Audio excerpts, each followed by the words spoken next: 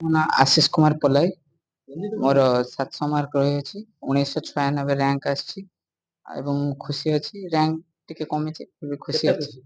First ତ Nihar sir ପ୍ରୟାସ କ୍ଲାସେସକୁ ଦେବି, ଆଉ ପ୍ରତ୍ୟେକ ଷ୍ଟାଫ ଯୋଉମାନେ ଆମ ପଛରେ ଲାଗିଥିଲେ, ଆଉ ତାପରେ ମୋ ବାପା ମା ଏବଂ ପରିବାର ଲୋକ ସମସ୍ତଙ୍କୁ ସଦ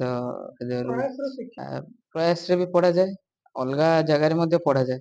କିନ୍ତୁ ମୁଖ୍ୟ କଥା ହେଲା କି କୋଉଟାକୁ ପଢିବା ଆଉ କୋଉଟାକୁ ନ ପଢିବା ସେଇଟା ପ୍ରୟାସ ଦେଖେଇଦିଏ କି ଏତିକି ପଢିଲେ ହେଇଯାଉଛି, ଅଳ୍ପ ପଢିଲେ ହେଇଯାଉଛି, ପାଠ କଷ୍ଟ ନୁହେଁ। ବାକି ଜାଗାରେ ସବୁକୁ ପଢାଯାଏ, ଆଉ ଏଠି ଗାଇଡାନ୍ସ ହିଁ ସବୁଠୁ ଅଧିକ। ଗାଇଡାନ୍ସ ଏବଂ ଯେତିକି ଷ୍ଟାଫ ମାନଙ୍କର ଡେଡିକେସନ ଆମ ପଛରେ ଲାଗିକି ରହିଥିବେ, ସକାଳ 8ଟାରୁ ରାତି 1 ଯାଏଁ ଆମେ ଏଠି ପଢୁଥିବୁ। ସବୁ ଷ୍ଟାଫ ମାନଙ୍କ ପାଇଁ ଏସବୁ ପସିବଲ ହେଇଛି। ବାପା ମାଙ୍କ ସ୍ୱପ୍ନ ଥିଲା କି ଗୋଟେ ଗଭର୍ଣ୍ଣମେଣ୍ଟ କଲେଜ ପାଇଯାଏ। ମୁଁ ବି ପ୍ରୟାସକୁ ଆସିଥିଲି, ଗୋଟେ ସାଧାରଣ ଓଡିଶାରେ ଗୋଟେ ଯେକୌଣସି ଗଭର୍ଣ୍ଣମେଣ୍ଟ କଲେଜ ପାଇଯାଏ। ଏଠିକି ଆସିଲା ପରେ ସ୍ୱପ୍ନ ଦେଖିଲି କି ହଁ ଆଗକୁ ବି ଦେଖି ହବ ସ୍ୱପ୍ନ। ତ ଏଠିକି ଆସିଲା ପରେ ଭଲ ସ୍ୱପ୍ନ ଦେଖିବା ଷ୍ଟାର୍ଟ ହେଲା। ତ ପଢିବା ପରେ ଆପେ ଆପେ ଗଲି। ପ୍ରିୟଦର୍ଶିନୀ ସାହୁ। ଆଉ ମୋର ନିଟ୍ ରେ ମାର୍କ ଅଛି 705, ଆଉ ରାଙ୍କ ବି ଅଲ ଇଣ୍ଡିଆ ରାଙ୍କ ଅଛି 1311। ତ ଭଲ ଅଛି, ଆଉ ଏଥିପାଇଁ ଶ୍ରେୟ ତ ମୁଁ ପ୍ରୟାସକୁ ଦେବି, ମୁଁ ପ୍ୟାରେଣ୍ଟସ ମାନଙ୍କୁ ବି ଦେବି।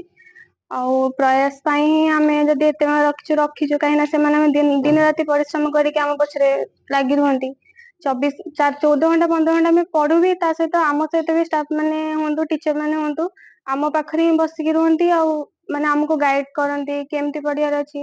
ଆଉ ଆମର କେୟାର ବି ବହୁତ ନିଆ ହୁଏ, ଖାଇବାଠୁ ଆରମ୍ଭ କରି ସବୁ କିଛି କେୟାର। ହେଲ୍ଥ ର ବୟସ ପାଠ ପଢା ତ ବହୁତ ଭଲ, କିନ୍ତୁ ପାଠ ପଢା ଅପେକ୍ଷା ଯଦି କହିବି ଗାଇଡାନ୍ସ ବହୁତ ଏଇଠି ମିଳେ। ଆଉ ଗୋଟେ ଷ୍ଟୁଡେଣ୍ଟ କୁ ଠିକ ଲାଇନରେ ନବାକୁ ହେଲେ ପ୍ରୟାସ ମାନେ ବହୁତ ଭଲ ଜାଗା।